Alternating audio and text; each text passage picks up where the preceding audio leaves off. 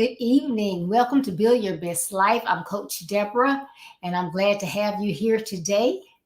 Yay! So welcome to Blueprint for Success. It is October 1st. Can you believe it? And so we have a new theme for the month. And our theme for this month is Blueprint for Well-Being. Blueprint for Well-Being.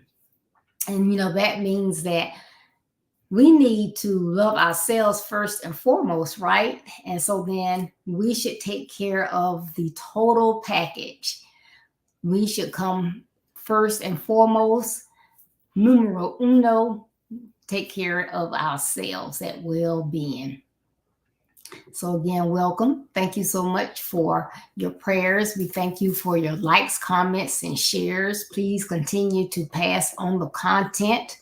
We want to get this information to everybody all over the world, and we can only do that with you. So thank you so much. Make sure that you like my Facebook page, my Blueprint, my Build Your Best Life Facebook page. I know many of you are friends on my personal page, but please like the Build Your Best Life Facebook page, as well as subscribe to Build Your Best Life with Deborah D. Smith on YouTube. So again, today our theme is Blueprint for Well-Being, and I'm going to start out with Good evening, Dan. Good evening, Deacon Holmes. Thank you for joining us today. I'm going to start out today with the Big Seven. The Big Seven. That is my topic. And I guess you say, well, what is a Big Seven? Well, I've already said that we need to take care of the entire package. So I'm going to tell you, in my perspective, when I think about that, I think about 7 essential components of taking care of the whole body. So I'm going to be covering those today. And as I stated before, everyone should love your cells. You should take care of your cells. So being the best that you can in every area of your life, it is critical. It is critical. And these 7 essential areas, and when you hear them, you'll understand kind of why I call them the Big Seven. Because if you are important, then everything that is connected with you in any type way, you should want to know about it and follow it. So I'm going to go with these, and to me, they are, one is not more important than the other. So when things are that way, I tend to put them in alphabetical order. So no particular order, except they are in alphabetical order. If you just joined in, it's the Big Seven. Well, the first one is emotional. Emotional. You need to take care of your emotional package. That means that you need to recognize and express the feelings that you feel, but you have to do that in a healthy way. And so you have to think about that. So I'm saying your emotions. Anger is an emotion. So you may wonder, well, how can I be angry in a healthy way?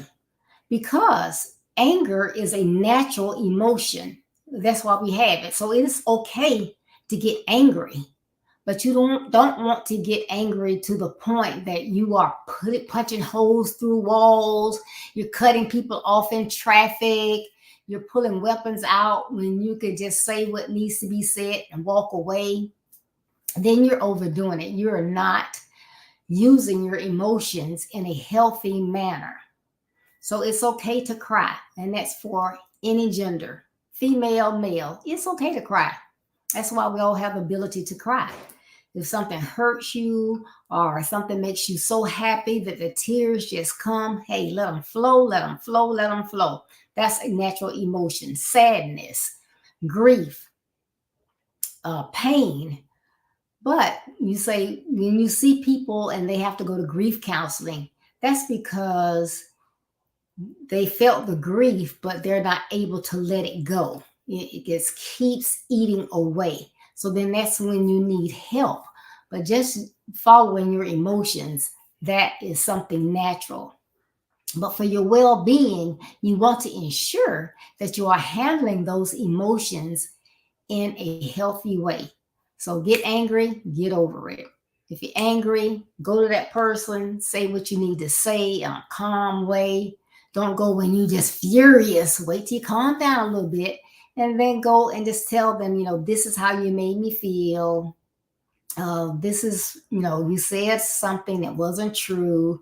Say it in a calm, respectful manner. Just get it out and be done. When you're sad for whatever reason, if it's something that you can manage, pray to get over that sadness. You had a breakup, you lost a friend, whatever. Try to work through those things. But if it's something that keeps, just lingers and it won't let go, then you know that you need to get help. You need to get a therapist. You need to speak with clergy or anyone that you're going to be able to have that conversation with, and it's going to be a confidential conversation. So that is how using your emotions and being comfortable with them will help you. So remember, your emotions are natural. You want to feel them, you want to react to them, but then you want to let them go and move on.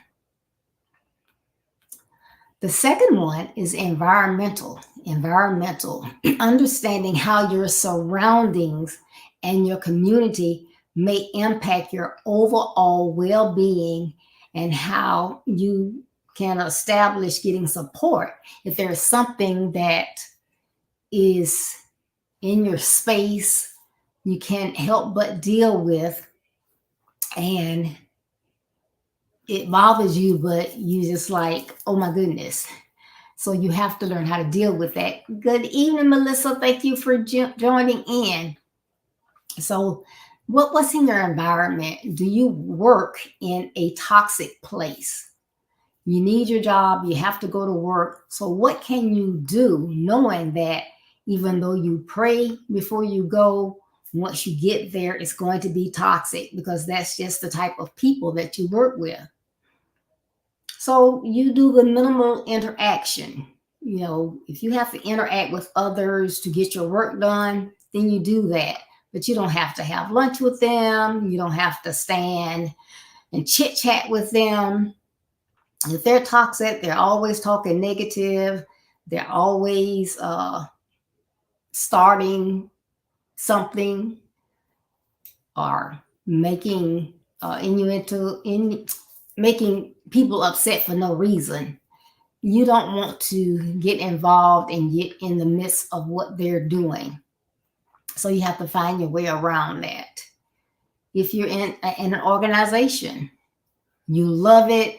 It does great things for the community, but there are some people there that are just biased. They don't, they created this organization and it was one way. Now it's real colorful and they don't like it, so they may treat you some type way.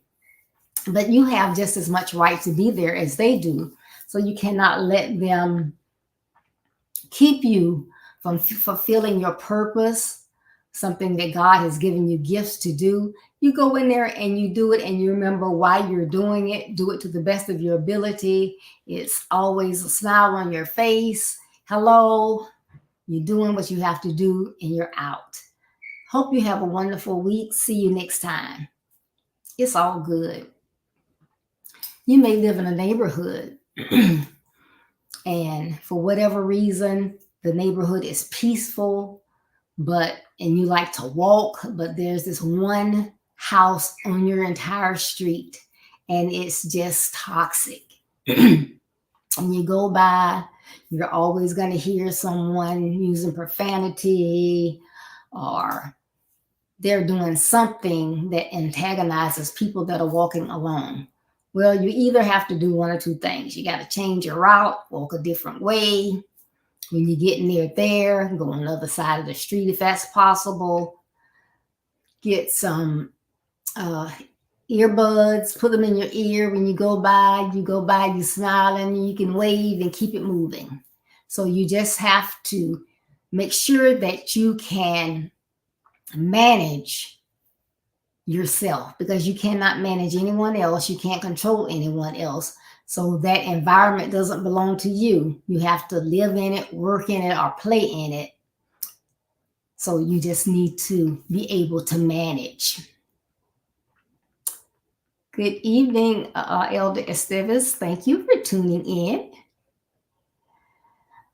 I am, if you just joined, we are talking about our theme for this month is Blueprint for Well-Being. And tonight we're talking about the Big Se7en. So those things that we have in our lives that we want to make sure that we manage in a healthy way, even though the particular aspects of what that thing is can cause problems, can cause you anxiety.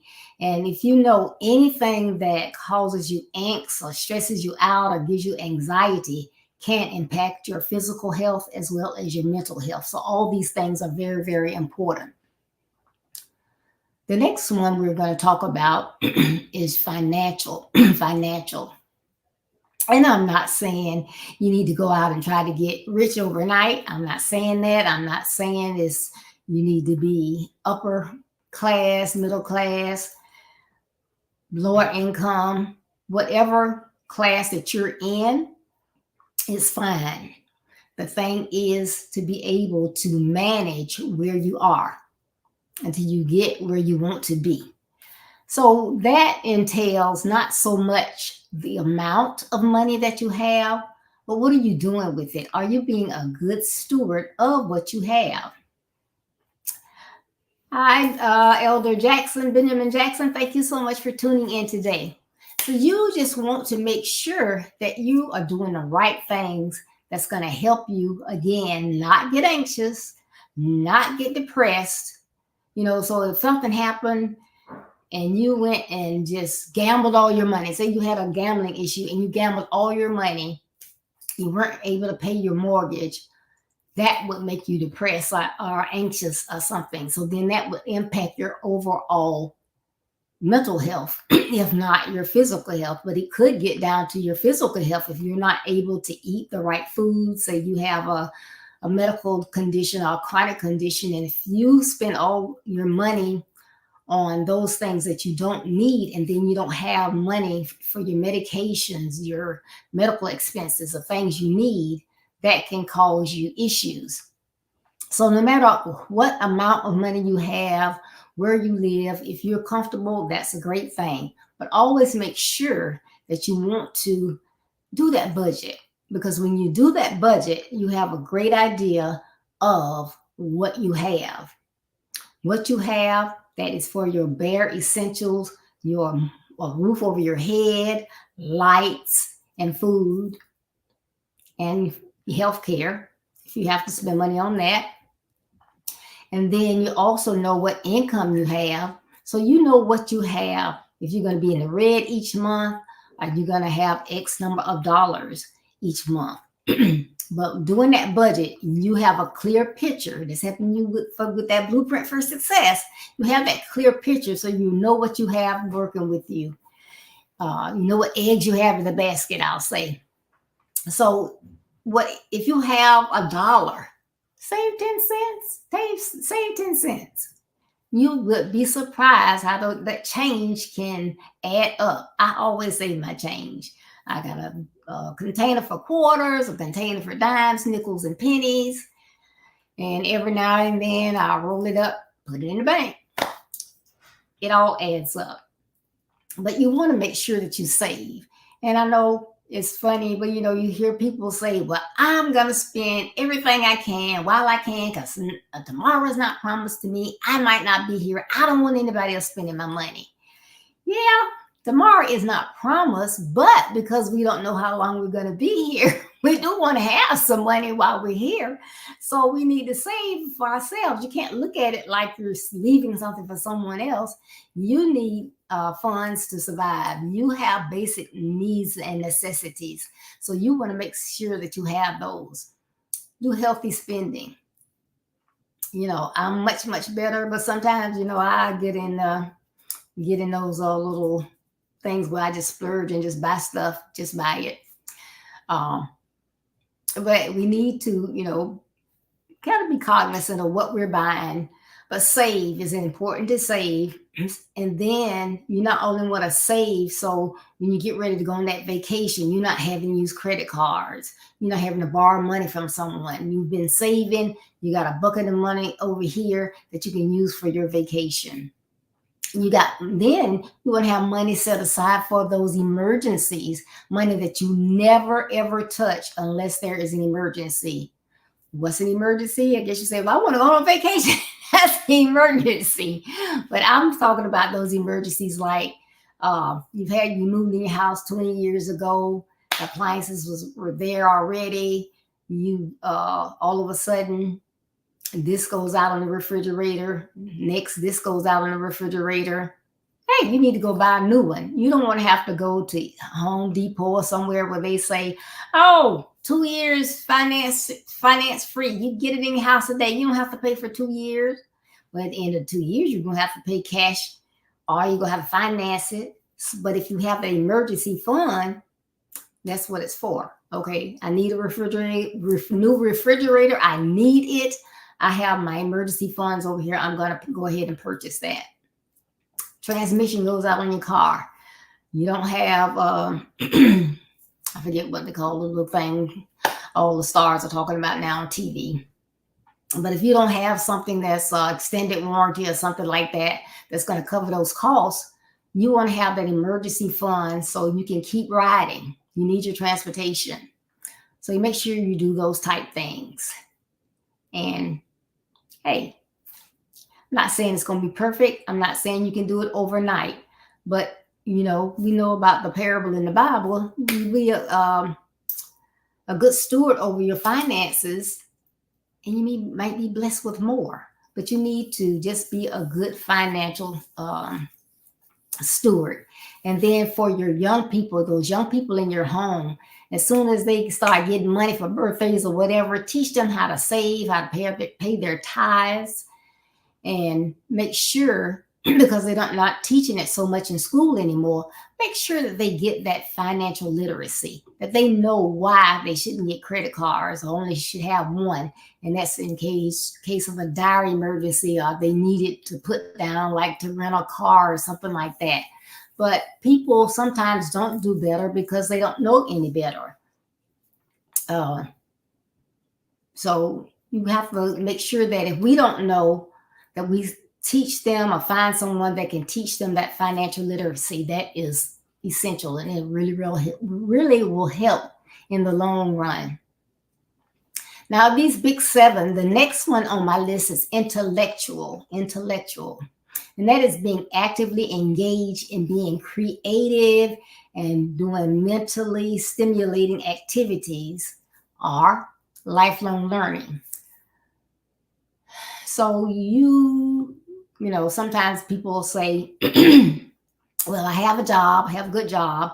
I don't want to learn anything else. I'm good. Well, if you turn on the TV, if you listen to radio, if you listen to people, you know that the world is constantly evolving. Things are changing. You cannot just remain stagnant and don't try to learn anything, because you will be left way behind. I mean, you won't even be able to use a mobile phone if you don't learn some new things, some new technology. So it's important that we keep our brains stimulated.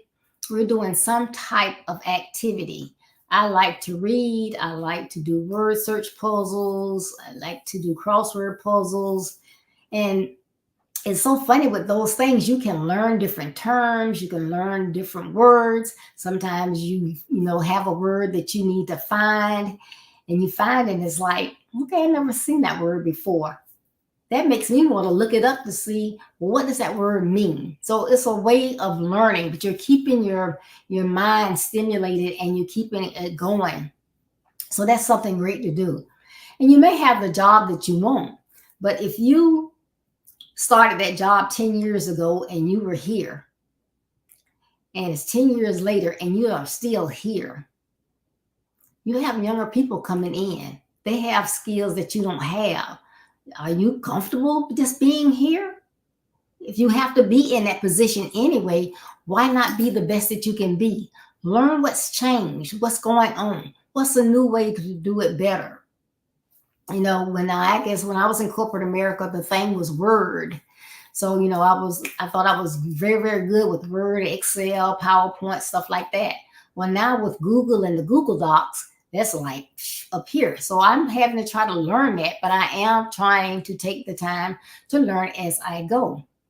But if we want to stay stimulated, we don't want to get lost. And if we just say, okay, brain, whatever knew 15 years ago, you're good. You don't have to learn anything else. You don't want to do that. You have to keep that brain moving, because again, your mental health is just as critical as your physical health. And just like your brain, your body can break down, you need your joints start aching. And it's not just middle age or older people. This is with our younger people as well, because you're out there with sports, you can get injuries or whatever. So you want to make sure that you are a lifelong learner, regardless of what age you are.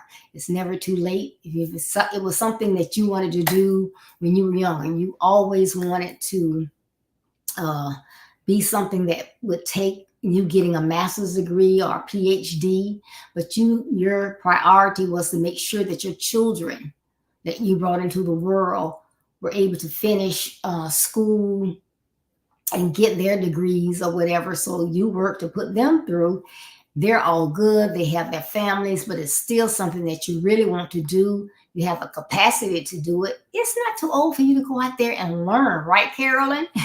We can always continue and learn, learn, learn.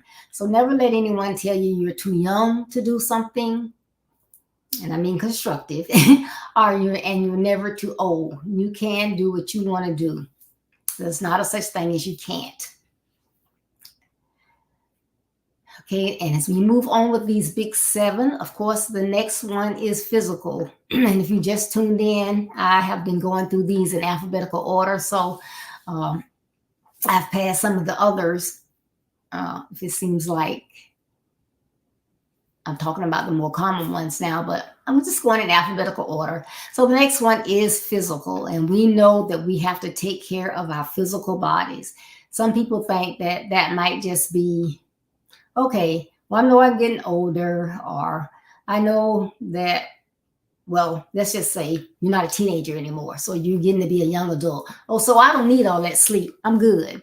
I can stay out all night, stay up to 3, 4 o'clock in the morning, get up and go to work. I'm just as fresh. My brain is just good. No, it's not. That's why you need to read and stay on top of everything, because our teenagers, hey, their brains are not even completely matured or finished. Generating all the cells and everything yet. So you still need adequate rest. You still need a balanced meal. And I know most people, not just younger people, but we all kind of lean to fast food because we're all in a hurry. We all have a lot to do. So we are moving, eating swiftly. Fast food is the easiest thing to grab. But you need food. You need your fruits. You need your vegetables. You need your protein. Those things are essential. So find those things that are going to help you through being physical.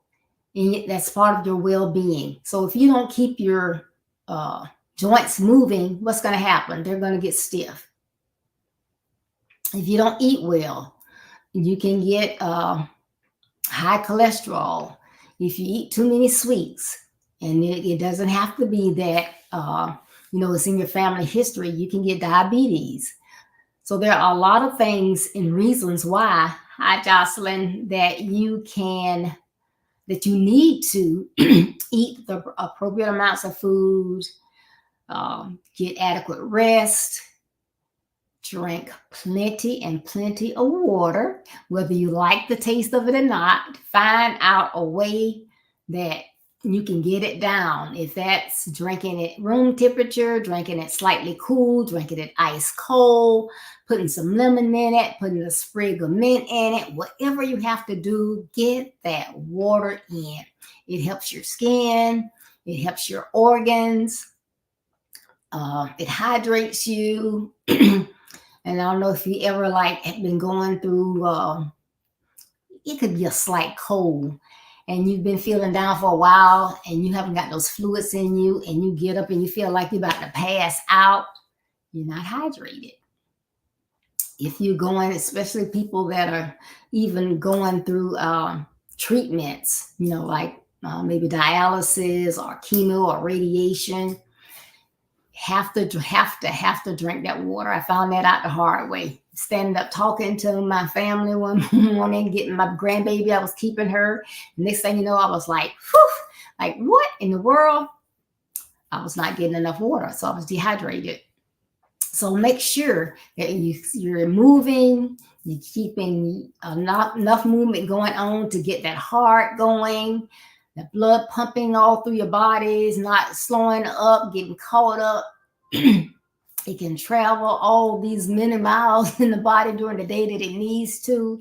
And you can do those things. You can do stuff like yoga, jump rope, whatever, but keep it moving. And again, it doesn't matter what age. Getting down to the last two, social, creating and maintaining healthy relationships and establishing supportive social networks. Not saying just getting out there on social media, telling all your business. I'm not saying that. When I say supportive networks, I am not talking about social media at all. But what the Bible tells us, humans were not made to be alone. So it is good for us to interact with others. No, I'm sure you don't want to engage with people that are toxic, that are always negative, this type behavior, but you need to be with others. You need to be able to have a conversation with others. You need to be able to meet new people. Sometimes, it helps that if you talk to, you get out and talk to people. You get out, whether you're walking, you're in the store, whatever. Good evening. How are you? You just going down the aisles, minding your own business, but you have time to say hello. You may run into someone you haven't seen in a while. You can have that interaction. Don't like to go out, but there's someone that you're friends with or associates with, you haven't seen them in a while, call them up. Hey, just thinking about you. I know you're busy. I won't keep you. I just wanted to check in on you and your family to see how you're doing and let you know I'm still thinking about you. I pray for you constantly. Doesn't have to be long. Call a couple people today, one person tomorrow. Maybe you might skip the next day. You might call 3 another day, but keep socializing with individuals. And that is in person as well. But you want to make sure that you are not closed off. You've forgotten everything and everybody. You're just by yourself. You're not communicating. Whatever you're doing when you're by yourself, that's all you're doing. That's not good for your mental health. And remember when I started out, we could not only have to take care of physical health now. There was a time that's all we talked about, physical health. We have to worry about our physical as well as mental health. So a lot of these things hit on both because one can impact the other. So make sure that you are interacting with others. Join a walking group, join a reading group. If you like to read, you can join a reading club. And, maybe, I know some people since COVID really don't like to be around others because you may have chronic conditions and you want to make sure that you're safe. Hit up Zoom. I know you don't want to be on Zoom all the time, but if that's the only way that you're going to interact with someone, that's better than just sitting in the house and not communicating at all. So do something to be social and interact with others.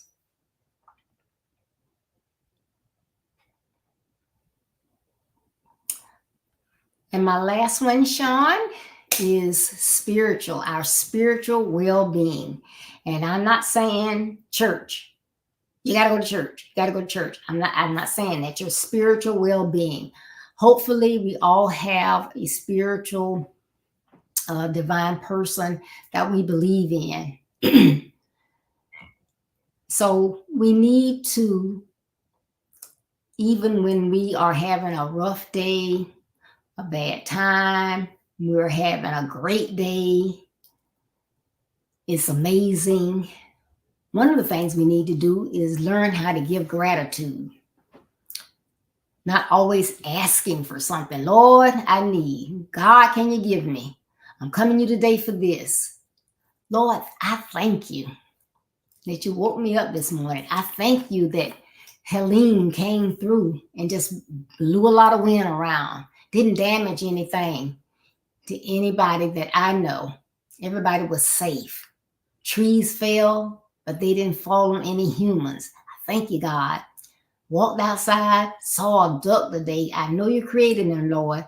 Thank you for letting me see one of your creations. Oh, I thank you for healing. 6 years ago this time, I didn't know if I was going to make it. But, thank you because you are a healer. But, whatever you are grateful for, you should be grateful for something. But give gratitude. But make sure that you are spending time. What is that? That is with your Bible, reading the word, getting an understanding for yourself, journaling, meditation, learning about self-care. Because if you get in that word, you can find out you need to love yourself. You need to love your neighbor. You need to love God. You need to take care of yourself. You need to use wisdom, right? You need to treat others the right way. So you're going to find some things in there that are going to help you. And you need to have a balanced life. So in the spiritual realm, that doesn't mean I'm going to go to church Monday and Tuesday and Thursday and Sunday or Saturday. Every time the door open, I'm going to be there. That's not being spiritual. That means I'm going to church. I'm churching. Do what it is that you need to do. God has given you some gifts. You may be using those gifts in your church. You may be using them in your neighborhood. You may be using them in cancer centers, Ronald McDonald House, somewhere. You may be evangelizing. You may be helping others. But you are getting what you need because you're making sure that you're staying engrossed in prayer. You're having a balanced life because you're spending that time that you need to try to make yourself better, because we can never get enough of that. Now, you talk about lifelong learning. We need to stay in that and learn. But we can journal again. We can meditate. We can do affirmations. We can have prayer groups. We can have groups of moms that are praying, groups of dads that are praying, all types of groups. But we can do those things and not to think that as long as I'm going to church and I'm going to church constantly, I'm doing what I need to do. That's not being spiritual. We need to open up our hearts and minds, listen, and get that discernment and that wisdom that'll come to us and walk in those things. But those are the big 7. And I hope that you got all of them today. If you didn't, of course, you can go back and listen to this broadcast in its entirety, either here on Facebook or YouTube. But again, those big 7 that I talked about today that will help you with your well-being is emotional. Your emotional well-being, you need to be in tune with your environmental well-being, your financial well-being, and I'll say that financial literacy, your intellectual well-being, your physical well-being, your social well-being, and your spiritual well-being. So I hope that something I said today resonated. It meant something, you got something out of it, and it's something that you can share to help someone else. Because all of these things are for your and my well-being, to help us be better people so that we can do more for the body, to help others. So I know if we put in the work, we can do it. So thank you so much. Thank you, Darnell Alexander, for tuning in today as well. Please make sure that you join me Thursday, October 3rd, for Thursday Live with Coach Deborah. And my topic is going to be, it's simple. It's simple. And guess what? I am getting ready to go on my cruise. And you know, when I go on my cruise, that means what? I am going to have an opportunity to do missions work. I'm going to have the opportunity to visit the Board of Education in Freeport, as well as 3 schools. In Nassau, I will be visiting 2 schools. And when I say schools, I mean the students, as well as I will be going back to Se7en Detention Center for boys. So I am super excited. I had so much fun in those 2 ports last year, visiting with the young men and young ladies, and it was just amazing. So I can't wait to go back. Now, don't think because I'll be gone, Build Your Best Life will not be here next week, Monday through Friday at 6:30 p.m. Eastern Standard Time. That'll be 5:30 Central Standard Time. I'm going to have the best of the best. I'm going to have reruns. So hopefully, maybe it'll be some of the ones that you missed. But I have some broadcasts that I think were just amazing, that I wanted to watch 2 or 3 times. So those will be on next week. I will send out reminders. You will still get your posts. So make sure you get your posts daily. And of course, on the 12th at 8:30 Central Standard Time, 9:30 Eastern Standard Time, that's AM, we will have conversation with the guys. So make sure you tune in for that. Because this is my passion. And so just because I'm going to be away, that doesn't mean anything is going to stop. Build Your Best Life is here to stay as long as I have you and your support. So remember, as we go along, that we always talk about this year, our theme has been Blueprint for Success, but we also are declaring Jeremiah 29:11 over everyone. Hi, Kay. Because what? God wants you to have prosperity. Prosperity. He wants everyone to have prosperity. So Build Your Best Life is declaring prosperity over all of your lives. And he also wants you to have a future that you hope for.